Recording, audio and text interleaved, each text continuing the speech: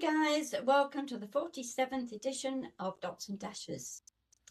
Now, I don't know about you, Prakash, but I've had one hell of a week. Backwards and forwards to the hospital, not for me, but for my stepdaughter. And do you know, I feel really sorry for anyone who has to go into hospital. It's appalling. Yeah, I can imagine. As NHS is having a lot of problems at this time of the year, especially with the flu and other illnesses, and also some hospitals got this norovirus as well. Yes. So, yeah. So, what's happened with your stepdaughter then? Well, she actually took her for private treatment, but she's had two parts of her spine fused. Yeah. But there were two ways to do it. One of them could have been done privately, but the other one, which is what she ended up having, had to be done in a NHS place because of the equipment that they have there. It took absolutely ages getting the appointment, and she went in on her birthday, in actual fact, just over a week ago. And there's only two people that can do this specific operation. Yeah. They called in one, which came from your end of the country, actually. He came up and did it for her. Now, it wasn't what they did that was so bad. It was absolutely brilliant. But the attention to detail when it comes to people looking after you once you get back onto a ward, it was appalling, absolutely appalling. There was one or two who were really, really good and dedicated. The rest, yes, they couldn't give a damn. She was laying in bed. She couldn't move, so she was hitting the buzzer. They weren't coming. Over 2 hours it took at one point for her to get somebody to come into the room. Luckily, her daughter, my granddaughter, stayed there overnight, mattress on the floor sort of thing. Yeah. And my grandson also, they were taking it in turns. Yeah. If neither of those had been there, then she would have had hardly any attention whatsoever, because they just were not responding to the pressing of the buzzer. Okay. And she couldn't get out of bed. She couldn't move. And there was one nurse who she nicknamed Later, because everything she said, could I possibly have some water, maybe? Later. I'm busy doing something else. Could I have so-and-so? Later. So she got nicknamed Later in the end. I had no idea what her name was, but she was absolutely useless. And so it went on. As I say, there was one or two really good people who were dedicated. The rest are just there because they'll get a wage at the end of the month. Yeah. You know, it was quite clear. It is a shame, isn't it, that you get treated like that. I mean, I know they're under a lot of pressure, everything as NHS, but to not pay attention to a patient, maybe because they think they're going privately? No, I don't think so, because I had the same thing when my mum was in, so 5 years ago. And she'd got dementia. And I said, my mother is dehydrated. And I want you to keep giving her some water. I even put a private carer in to the hospital so that she'd got somebody to look after her, because they weren't. So I was paying a carer in an NHS hospital because the staff weren't doing their job. That's terrible. I really went off on one there. Is it the local hospital, local to you? Yeah, Norfolk and Norwich. Okay. Yeah, absolutely. Yes, that was appalling. I had a huge row there in the ward, in front of everybody else. I didn't care. They threatened to call security in the end, and that was only over giving my mum some water. Okay, girl. Shit. They said, we're going to send her home tonight. I said, no. She said, what do you want us to do then? This was somebody higher up the chain. And I said, give us water. That is it. That's all she needs is water. You will see that she is much brighter if you give her the water. Of course, she's going to lay there and say no every time you ask. You do not ask somebody with dementia. You just say, Here we are. Here's a nice glass of water for you. Yeah, exactly, because they don't know. People with dementia don't know what they want sometimes, do they? No, they don't. No. Yeah. And in the end, after causing quite a scene, they did agree and they put somebody on so that she kept on having sips of water. Okay. And I said, I'm coming back here 8 o'clock tomorrow morning and I want to see a change in my mother. Then you can send her home if I approve it. And because obviously I've got to let the carers know that mum's coming back. Yeah. You can't just send somebody home like that, unattended. Anyway, I went back at 8. Mum was, hello. She couldn't even open her mouth the day before. And that was just purely water. Yeah, because she got dehydrated, I suppose. She was so dehydrated. And I'm not medical, but I walked in and I knew immediately what the problem was. No. And they're there all the time and they were doing sod all about her. Oh, well, she's in her 90s. What? You know? So just write her off. No, you're not going to. Not on my watch anyway. And so I'd already been through all of that. So when my stepdaughter's now in, I was very cagey and looking around because I've been there before. Yeah. And then to cap it all, this is absolutely crazy, right? A couple of days ago, she was coming out that day, but we were there with her in the morning. Around comes this lady, and she's supposed to be, as far as we're aware, cleaning the room. Mm-hmm. Oh, she's got one cloth, right? She's wiping. I said, excuse me, dear, I'll get out of your way, and then perhaps you'll be able to clean it properly, right? So she does all this. Oh, goes into the bathroom, wiping the taps and everything. Off she goes. And she didn't come back. She just got her trolley and started to walk. My stepdaughter said, has she cleaned the loo? And I said, she can't have done in that time. She can't have done. No. So had a quick look, opened the door and said, I think you missed a bit, love. Like to come back? So she came back and she said, it's not my job. Okay. And I said, I beg your pardon? So she said, no, that's not my job. That's for the cleaner. I said, so what the hell have you been doing? So she said, oh, well, I do the disinfectant. I said, so you're disinfecting the room, which is now going to be cleaned at some point, is it? And, oh, well, you have to speak to so-and-so about that.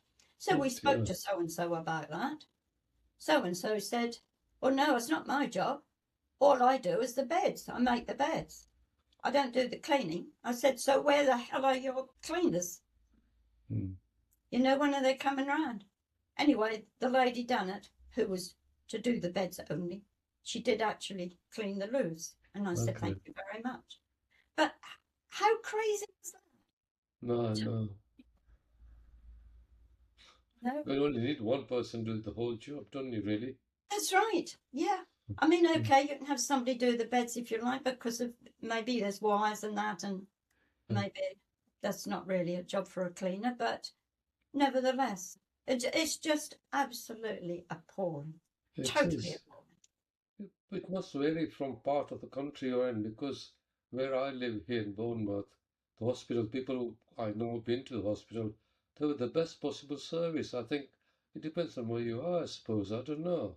Yeah, some hospitals are better than others, really. Really? Yeah. And yeah. as you look at the reviews online, don't you, and say this trust, the NHS trust, doing really well, whereas the other one's doing so poorly. I think it's probably something to do with, obviously, the type of staff there, and also I think hospitals have a terrible staff retention problem, don't they? Because they've got too much pressure, too much stress on some of them. I'm not making excuses with them, but I think that could be one of the reasons we're just not getting the service that we should be getting. Yeah? No, definitely not getting the service. Definitely not. No. It's terrible. Well, I hope to God I don't have to go in. Or rather, maybe they might. Hope to God that I don't have to go in. you make sure they do their tasks properly, yeah? Absolutely, they would have to do it properly. Cutting aside, sort of slightly digressing, did you hear about the Southampton Hospital that the whole wing burnt down at the close of West Wing? But No. 3, 4 days ago, there was a big fire, electrical fault that moved 200 patients from that wing, and they managed to do it in 40 minutes. Everything, nobody was hurt, they were all safe, but the whole wing was shut down, complete machines destroyed. Don't know how long that's going to take that to be repaired and become back into use again, you know? Yes, yeah. My I mean, that's the goodness. first time I heard a hospital wing emergency like that in a hospital to have a whole wing shut down, you see? Yes, yeah. And full marks to them for getting the people out unhurt. Yeah, I mean, they was brilliant what the staff did there. So, I think they ought to make sure they got some people doing that in case that happens at Norwich. yeah, Because I no, don't that's think so, they'd get the patients out on. I really don't. yeah. It's a shame, though. It's a shame that it varies so much countrywide. And, I mean, there's not enough hospitals or beds in at the moment, are there? You see people sleeping in wards and everything. And Yeah. actually, some people have just died without being treated, you know, when They're in the corridors. corridors, yeah. Yeah. So, I know, Disgusting. I don't know whether it's ever going to improve because I don't know who. There's too much middle management. Yeah. There's a layer they need to cut out completely and make sure it's more bodies on the ground to help people where needed and not paper pushing all the time, you know? That's right. That's right. They do. Yeah. Yeah. So, That's terrible. well, let's hope your stepdaughter, is his stepdaughter, yes? Yeah, my She gets stepdaughter, better and they can sort, she's yeah. home now. Is the So, operation successful or you don't know yet? and yeah, she's actually walking quite well. She won't be able to do what she did for the next couple of months, Yeah. obviously. But no, I mean, she is walking better on crutches than she was before she went in. Okay. Well, that's good news. That's good. She's got a bit of pain, obviously, but she Yeah. was in a lot of pain before, so Okay. that's better than it was. Yeah. Good. Yeah, the operation itself was fine. It was just the care. Aftercare, really. That's bad. Oh, But then anyhow. again, yesterday she asked if on the way over if I would stop off and get her some ibuprofen and some lockers, Yeah. right? So I said, yeah, that's absolutely fine. Went to the Boots chemist in Wyndham near the surgery and to get it. 20 minutes I was in there. 20 minutes just to buy a pack of ibuprofen and, well, they hadn't got lockers, I got her something else, but anyway. And lockers no longer made, I think they've been discontinued. oh, have they? I think so, as far as I remember. I got her something else.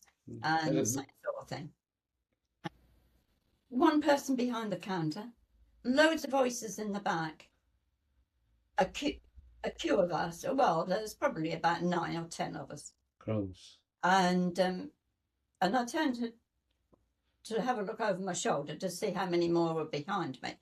Yeah. And this gentleman was there. And I said, how about this? All the noise out there, chit-chat over absolutely nothing. And a queue of people here and no service.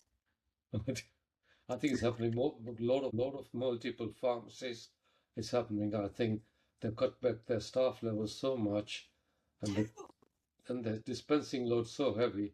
But I don't think there's no efficiency left anymore. Not like when I was working. No, it's years since I've actually been there to get anything in that chemist, and I was absolutely appalled. It used to run fairly much like clockwork. Yeah. Years ago. It's cutting back costs. I think it's all for. I think all multiples really working for shareholders rather than customers. Yeah, absolutely they are. So yes.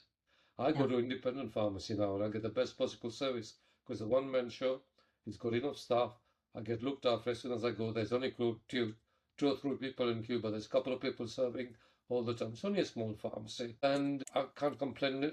I go all the praise for them. Put a prescription to the doctor's surgery.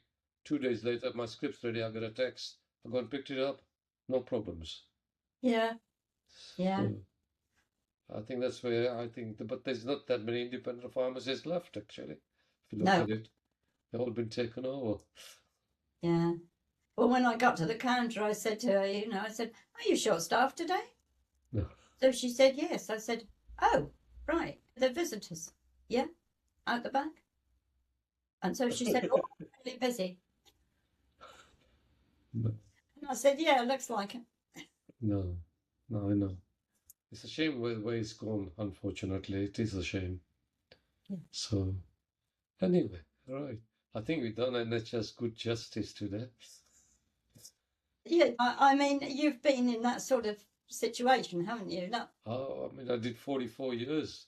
Yeah. And I had my own pharmacies, and then I worked as a relief pharmacist for multiples. But when I was working up to 2018, everything, we had enough staff. There was no problems. There's people on the counter, people dispensing, people allocated duties to do certain things, and they adhere to them, Yes. I think nowadays, especially multiples, have completely cut their staffing levels down. It's all for the benefit for shareholders, like I say. But I mean, one of the big multiples, they sold all the pharmacies, didn't they? Lloyd's. Yeah, they had about 1,200 pharmacies, and suddenly, overnight, all the pharmacies got either closed down or got sold. Anyway, shall we call it a day today? I think so. Okay. Yeah. Let's hope it improves better sooner than later, really. Like you said, not later. Not later. All right, then I say bye, Lynn, and we'll talk next week. Okay, we will. Take care. Bye.